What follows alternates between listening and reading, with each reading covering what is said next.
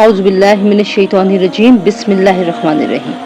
پیارے نبی حضرت محمد مصطفیٰ صلی اللہ علیہ وآلہ وسلم نے فرمایا کہ جب تم کسی مریض کے پاس جاؤ تو اس کی عمر کے بارے میں اس کو خوش کرو، یعنی اس کی عمر اور زندگی کے بارے میں اچھی اور اطمینان بخش باتیں کرو، مثلاً یہ کہ آپ کی حالت الحمدللہ اچھی ہے اور انشاءاللہ آپ جلد ہی ٹھیک ہو جائیں گے۔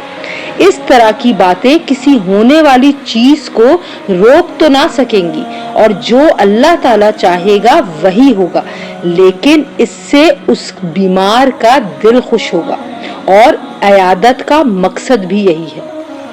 ناظرین، اس حدیث مبارکہ سے ہمیں یہ بات پتہ چلتی ہے کہ بیماروں کی عیادت کرنا، ان کو تسلی دینا اور ان کی خدمت اور ہمدردی کو ہمارے پیارے نبی حضرت محمد مصطفیٰ صلی اللہ علیہ وآلہ وسلم نے انتہائی اونچے درجے کا نیک عمل اور ایک طرح کی مقبول ترین عبادت قرار دیا ہے، اور مختلف طریقوں سے اس کی ترغیب بھی دی ہے۔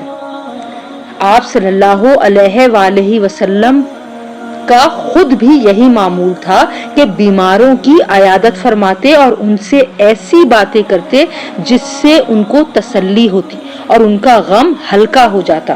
ہمیں بھی اپنے پیارے نبی حضرت محمد مصطفیٰ صلی اللہ علیہ وآلہ وسلم کی اس سنت پر عمل کرنا چاہیے۔